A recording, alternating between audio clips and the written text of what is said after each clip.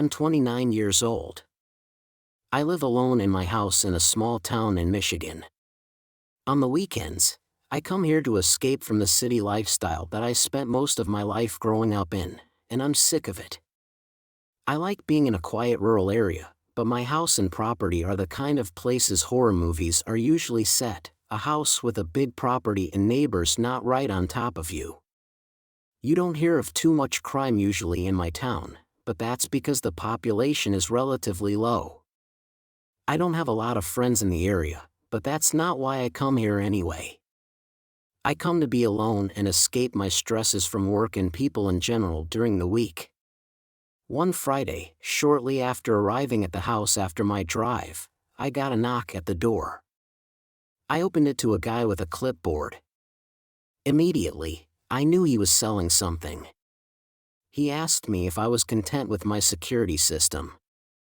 I said I don't have one, but I'm not really interested, and I made a joke that no one's breaking into this ugly house.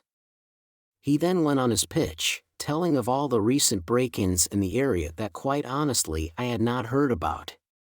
He then asked who I live with, and I said I live alone, so I don't really need it. He was persistent, though. He asked me to at least give him my phone number, and he'd circle back in a couple of weeks to see how I'm feeling. He offered to waive the installation fee on the spot. I figured why not, that actually sounded pretty good, so I gave him my number. He thanked me and left. After that, I went to the kitchen to start making dinner, and then I resumed watching Yellowstone in the living room. I was on a binge, so I was watching episode after episode for hours on the couch. It was about 11 o'clock at night when there was a knock at the door. 11 o'clock at night is beyond the appropriate hour to knock on anyone's door, especially around here. I'm not super close with the neighbors, so I wouldn't assume it to be one of them. I ignored the knocking and kept watching my show. The knocks persisted, though. I still didn't get up. I wasn't answering the door at 11 p.m. no way. I stayed seated, but when there was a third set of knocks at the door, I grew concerned. They weren't leaving. I went to the door to ask who's there. There wasn't a reply from the other side. This is exactly how a horror movie would start out. I wasn't going to open the door to find out who was on the other side. I said through the door, I'm not interested in whatever you're selling me. I have a gun that I'm not afraid to use. I don't actually have a gun, but it's an easy enough threat to get someone to go away. I thought that did the trick because the knock stopped. I went back to the couch. Then someone started calling my cell phone. The caller ID said 911 Emergency Services. I'd never received a call from 911 in my life, and I didn't even think that was a thing. I always thought that if the police called you, it would say no caller ID or something.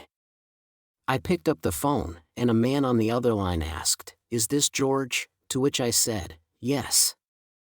He said, "This is the police department. We have officers outside your house right now. There's been a report of a crime on your block, and we have some questions to ask you." This didn't feel right at all. I asked the alleged 911 operator to ask the police to go to the window so I could identify them before opening the door. He said he can't do that, they're already outside my house, which made no sense. I said, "I don't answer questions, sorry," and hung up the phone.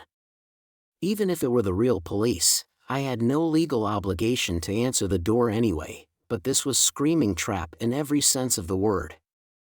They tried calling me again with the same number. I denied it and put my phone on Do Not Disturb. I actually decided to call 911 and ask if these calls are legitimate. Right away, the 911 operator said it's absolutely not real.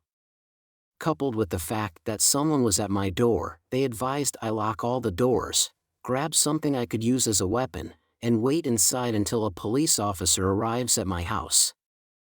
While I was on the phone with her, I heard the back doorknob being shimmed with and someone trying to push the door open. They then apparently tried ramming or kicking the door down because there were these super loud bangs on the back door. I told the operator this, and she said the police will be here in less than 10 minutes.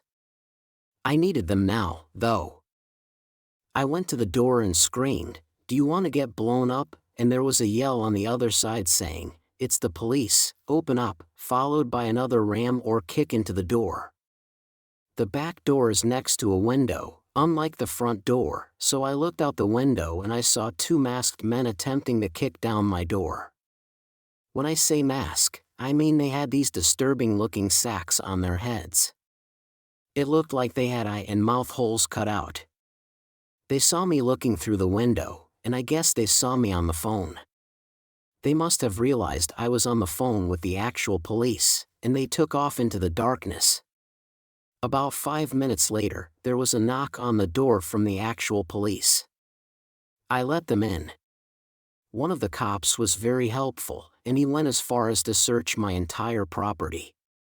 The two cop cars out front with their lights on for half an hour were surely a deterrent for anyone to come back to the house.